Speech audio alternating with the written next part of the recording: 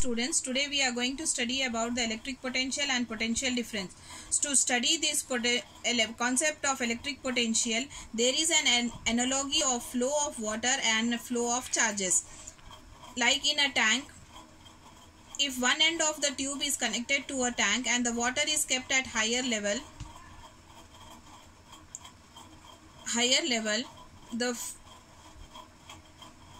such that the pressure difference between the two ends of the tube, water flows out to the other end of the tube. Similarly, for flow of charges in a conducting metallic wire, it is the difference of electric pressure called as electric potential, which causes the electrons to move in the circuit. The difference of potential may be produced by a battery consisting of one or more electric cells. The chemical action within a cell consists of the potential difference across the terminal of the cell. When the circuit is closed, current will be flowing it, we call it as a closed circuit, and when it is open, the current we call it as an open circuit when the circuit is incomplete. Even when the current is drawn from it, when the cell is connected to a conducting circuit, elements of potential difference sets these charges in motion in a conductor and produces an electric current.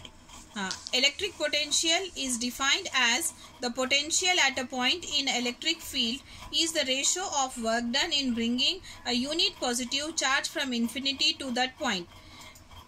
If work to be done in bringing a unit positive charge from infinity to a given point is called as electric potential. In an electric field, potential difference is defined as work done upon charge.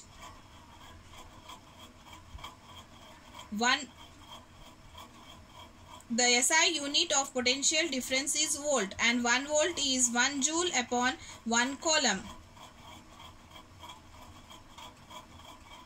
Potential difference is the work done in bringing unit positive charge from infinity to a point is called as electric potential, and potential difference is defined as the work done in moving this unit charge from one point to another point. Potential difference between 2 points.